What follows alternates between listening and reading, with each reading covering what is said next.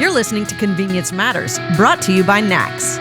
Whether it's for food, fuel, drinks, or snacks, about half the U.S. population shops at a convenience store every day.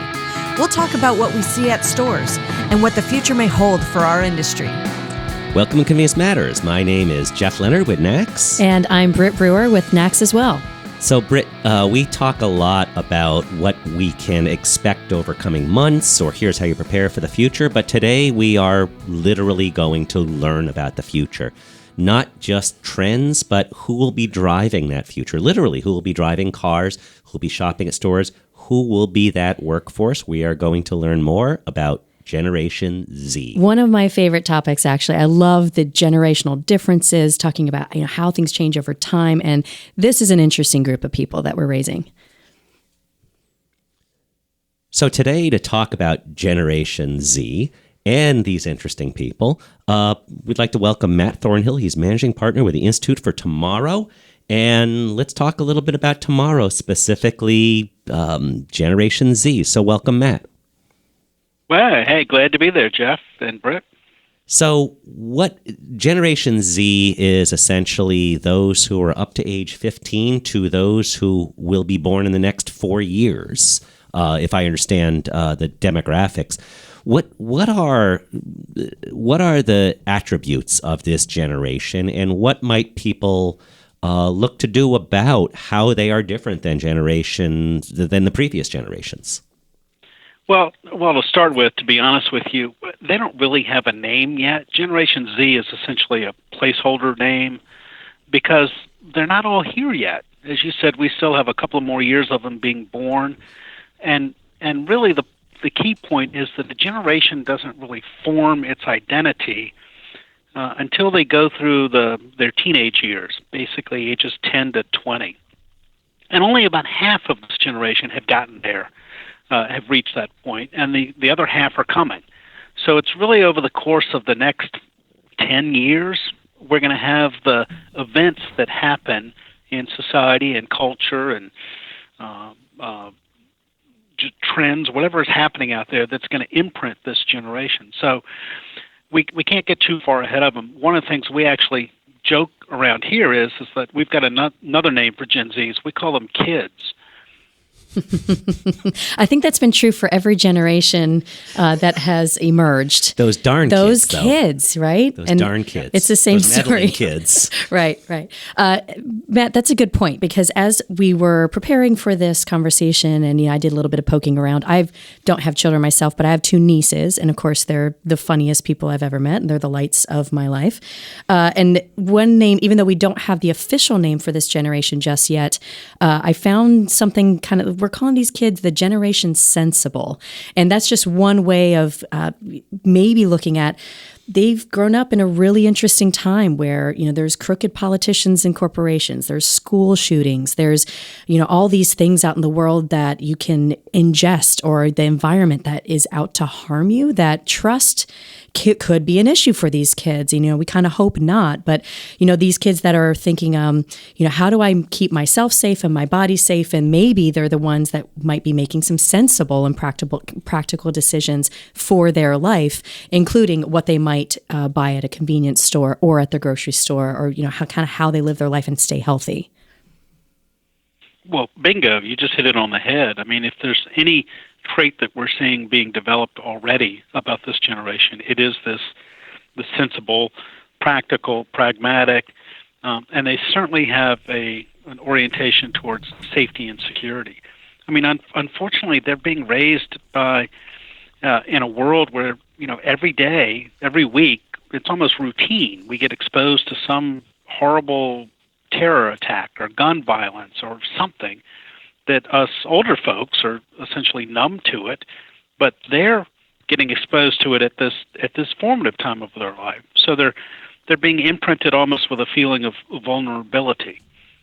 So with all of these things, something horrible happening to innocent people somewhere in the world every week, this generation is really getting hyper-focused on, how do I stay safe and secure? And this characteristic is going to drive things like their food choices in the future. And what they're buying at convenience stores, for example. So there's a direct link there.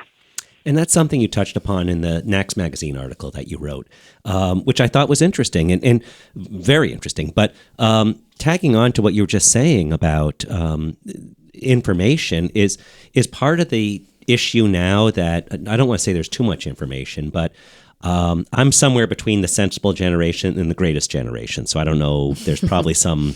We don't have a cool name for my generation, but I remember you knew there was bad news when they broke into the Brady Bunch, and we have breaking news, and okay, Agnew resigns or something like that. But it had to be big news, and now you have access to news, oftentimes bad, all the time. So is there also that element that they are getting news directly without context, perhaps sometimes, where maybe there's a role for somebody to help them with the news or with daily activities, because so much is either coming from some non-professional news source in telling them things.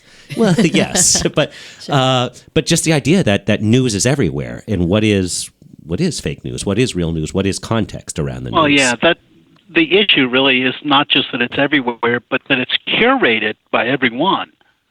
So I see a piece of news that comes across the line, so to speak, and then I share it with my network, with my commentary, who then shares it with their network, with their commentary, who shares it with their network. So this almost becomes an echo chamber in a lot of cases. Everyone's a journalist. Yeah, yes, exactly. So who do you trust and who can you trust is really open for debate. And this generation is kind of, again, being formed during this time period. And it relates to thinking about, now I'm not quite as old that I remember Fathers Knows Best, but there was a TV show, and it would the premise of the story was that dad's right, mom's right, the parents are always right.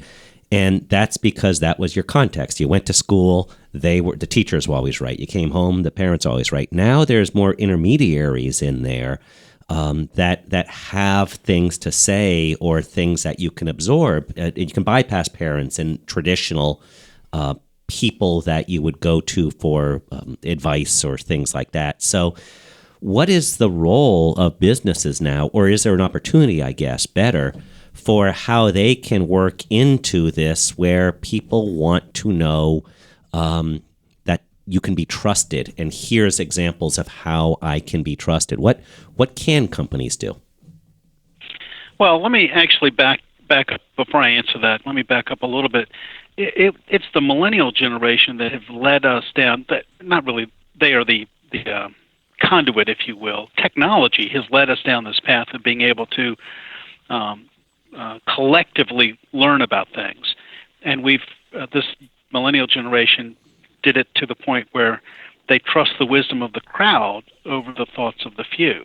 I'm not going to read a restaurant review in the New York Times and make a decision about a restaurant. I'm going to go to Yelp and see what the crowd thinks about the restaurant, what the collective thinks. And that kind of collaborating to make decisions, again, has now rolled downhill to Gen Z. That's how everything is decided.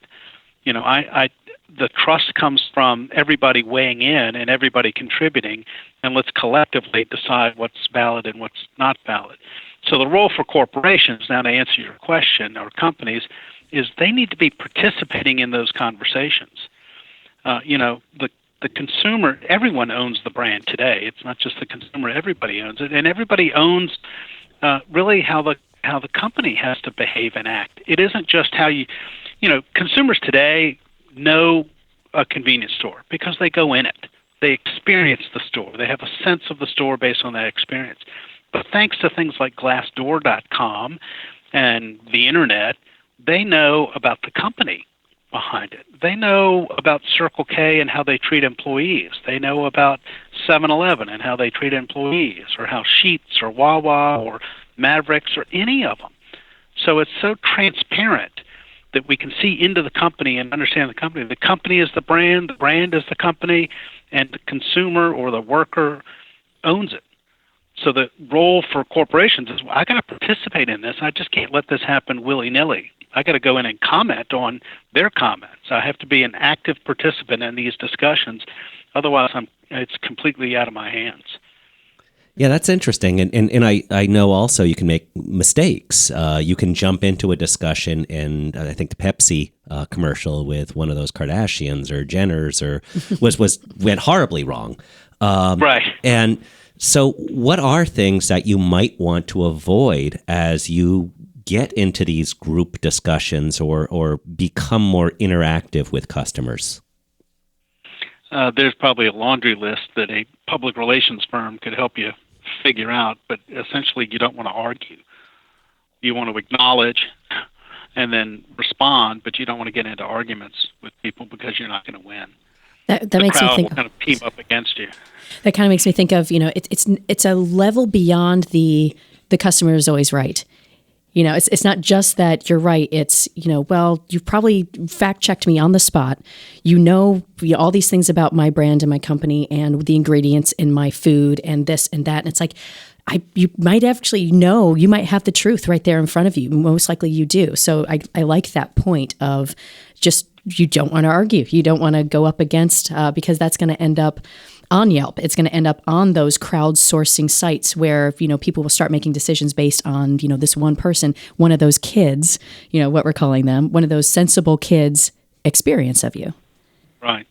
Well, in the article that's in the September issue of NACS that we wrote, it was really about Gen Z's sensibilities when it comes to food choices. And we made the point to this point that you got to be careful making claims about your food being healthier, because that's a comparative term, and somebody can fact check you on the spot with Google providing I called it an instant sale crushing answer as to whether or not that product is actually healthier or not.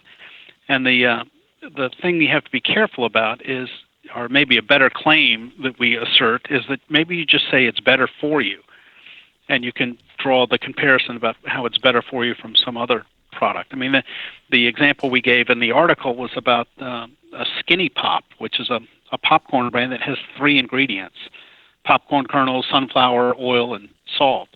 And their list is so short that their promotional materials actually focus on what they don't put in, like artificial ingredients or GMOs or whatever.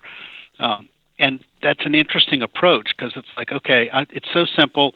You can fact check me. It's better for you, and I'm done. And that's very provocative and very interesting and appealing to Gen Zs who are looking at things like, how long are the ingredients, and can I trust these people? I think it's the truth will set you free. If you always tell the truth, you don't have to remember what you said. Yeah. Yeah, I like that I think line. Mark Twain said that. Yeah, I believe so. Yeah, and it does feed, if you pardon the pun, we're talking about food, into some of the other things that we've seen as trends: clean labels, transparency, and some of these other bars that just say, here's what's in it, here's what's not in it, and how do you tell those stories? That doesn't mean that people are always seeking out those things, but they want you to feel like you're thinking in their terms. And it sounds like with the soon-to-be-named generation, that is just going to accelerate. Right. Well, think about, back in the old days when C-stores were offering up food, it was some sort of packaged food product, like an egg salad sandwich that was made somewhere and had been on the shelf for how long? And we didn't know. And obviously, nowadays, everyone's moving towards fresh sourcing and local sourcing, and with the advent of things like blockchain technology, there may be the ability in the not-too-distant future for me to whip out my phone, scan a banana or a bag of kale chips, and instantly know that backstory of where it was grown and how long it took to get there, and really, therefore, the trust issue is proven. And do that 2 or 3 times, and I'm going to trust everything in that store going forward. Yes, and one of the things is, I'm glad you mentioned bananas. I remember speaking to one nutrition group, and they had a beautiful annual report, and they had all this fresh fruit on it and talking about local, and there were bananas. And they said, nope, there are no bananas that are considered local because they largely come from South and Central America. So there goes the annual report cover. They had to redo it because the general definitions of local are either within the state, within 100 miles, or within 400 miles, which is the typical amount that a truck can drive in a given day. So I would imagine that as we continue this conversation, we're going to have to be more buttoned up by what local means to people, because if we use the wrong definition, somebody else may say, hey, I don't believe your local claims. And that could be an evolution of this, I suppose. Are those the kind of things that we also need to think about? Like when we say something, what it exactly means? Oh, definitely. Definitely. We've seen that it's backfired on some companies that got into the bottled water business. I mean, it's lovely that there's the Fiji brand bottled water, but you mean you really shipped it all the way from the island of Fiji? That makes it less appealing to me as a freshwater product. It's great that it came from the source of Evian in France, but man, it costs a lot of money to get me here. Burned a lot of carbon, and maybe that's not such a good thing. Maybe I'll just get some out of the tap. And that's the kind of pushback that you get from young people today. Yeah, that's a really good point. I do have a question for you, Matt. So as we've talked about technology a little bit and just how, our lives are fully immersed in it. Certainly Generation Z is fully immersed and will be forever. How, as we think about what technology has done for convenience and the industry, specifically, you can pre-order a drink before you ever get there. You can order your gas kind of on the road before you actually get there. There's all these changes that are happening where convenience is even faster and more convenient than it ever has been. Any thoughts about that? Or, is there anything that retailers should be thinking about or looking towards? It's like, how do we keep up with that? But also, what's out there that maybe we haven't thought about yet? Well, the bigger trend, the two things that are facing C-stores in the future is the increased competition from everybody else who's in the convenience business. And that includes our friends at Amazon, who are redefining, retail in all sorts of different ways. But literally, you got to think outside of the box. And when I mean the box, I mean the four walls of the building. People can get convenience delivered to them. And the startups are out there in all sorts of markets at doing it. In fact, I was just giving a speech to the convenience store category in Australia and talking about the future of convenience there. And the day before I presented, the 7-Eleven, which is an independent company in Australia from the U.S.-based 7-Eleven, they literally had just bought a delivery service that delivers alcohol in Australia, which is something I don't think we have here. Not yet. But they had bought that company, and they bought that company not necessarily to deliver alcohol, but because they want to deliver other things that are available at 7-Eleven. So they're rethinking what convenience means there. And I think that's what all C-stores are going to have to think about. C-store operators are going to have to think about, how do I deliver convenience? And I mean, not just in the store, but deliver it that's the business I'm in, is delivering convenience. Yeah, and it fits into how people think about convenience now. And convenience was way, way different when I was younger. And one of the things I looked at is every fall, this one college comes out with a mindset survey where they look at what is in the mindset of those who are graduating in the year 2022, and they had a whole list of things. And one of them that resonated with me is a visit to a bank is a rare event. And I remember when I went to college, there were no ATMs, and you stuck all your money in the sock drawer. So unless you go back to the past, you can't find my money, because it's I use different means now. But it made me think that the last time I went to the bank, it was to get the silver dollars to get kids for the tooth fairy.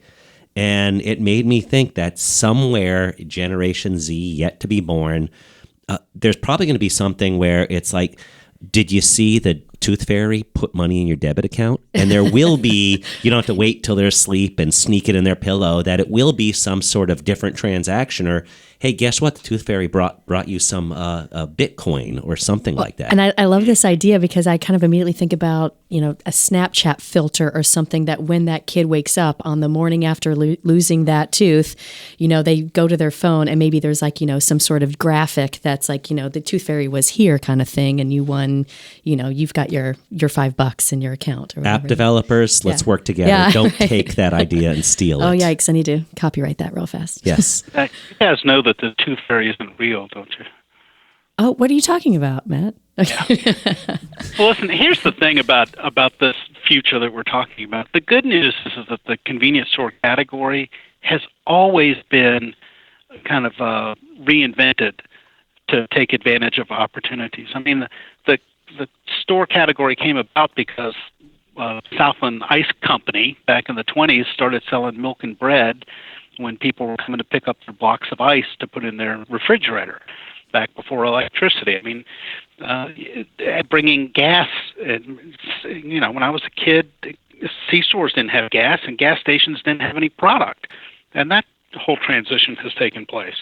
The fresh food movement that we see today in C-stores is a big change from where it was, 10 years ago. So thinking about the future, we shouldn't be frightened that we're going to have to change because we've always changed. We've always moved forward with the consumer. So some of these things may, at the surface, feel like, I didn't know I was going to be in the delivery business. It's like, well, you're in the convenience business. So what does that mean today? What's that going to mean in 5 years or 10 years? And it may mean that you're not operating the same way you're operating today. So I'm sorry, finish up. I was just going to say, so we shouldn't be afraid of that because we've always changed as a category. I think that everyone looks at Amazon right now and says, well, Amazon's doing this. We need to do this, whether it's Amazon Go, Amazon Fresh, Amazon in general, Amazon Prime. Who really... I think there sometimes can be a mistake if you're a retailer and you say, we got to do what Amazon's doing because you're going to do your approximation of what Amazon's doing and they may have more money and things like that. So what should retailers be looking at when they look at the future, when they look at best practices? Should they be looking at something and say, how does this work for me under certain guardrails, or are there certain industries? As they look at the future, what might be the way they look at it? Well, you throw in driverless cars, you throw in electric cars, you throw in drones, and, predicting how all of that's going to play out, I don't have a crystal ball that tells you how that's going to play out. It's just that it's going to play out. We're going to be operating in a different world. We're going to be getting from A to B differently, and it's going to change everything from A to Z. And how cities are designed, how roads are designed, all those things are going to change pretty rapidly over the course of the next 10 or 15 years. I think what C-stores need to think about today is, why do people come in the building today, and why will they want to come in the building tomorrow? And what services can I provide to have them come into the building? And maybe the biggest shift change I need to make is, how do I provide what they're coming in the building for outside the walls? How do I deliver convenience to them? Because the reason they're coming to me is because I'm convenient and because of the products I have and the services I provide. I mean, there's a startup now that's delivering gasoline to your car in the parking lot and filling your car so you don't have to come to the service station. They're based out of Silicon Valley. Mm-hmm. Why is Shell Oil not doing that, or Mobil, or Exxon? Mm-hmm. Why is it some startup? Yes, and they are working with some of those behind the scenes, but they're staying pretty quiet about it. But you're right; that is the future. Yeah. So you just have to think about those things. I had an interesting conversation with a third-generation C-store owner down in a state to be. I'll protect his identity. He has 40 stores. He's had 40 stores off and on for about the last 30 or 40 years. And I asked him, as part of a workshop, I said, what business are you in? Hoping that he would tell me he's in the convenience business. And without missing a beat, he looked at me and said, Matt, I'm in the real estate business. And he said, right now on my real estate, I'm operating C-stores, but that may not be what I'm operating in the future. And I said, well, don't turn them into bank branches because no one's going to come. That's true. But his point is that over years, what he's really been doing is buying and leveraging the real estate. He'll sell a location because it's not working, and then build another location because the market has moved. So he's got a different mindset than maybe a lot of big operators. They're clearly in the convenience store business and in the convenience business, but that's just the way you have to start thinking about stuff.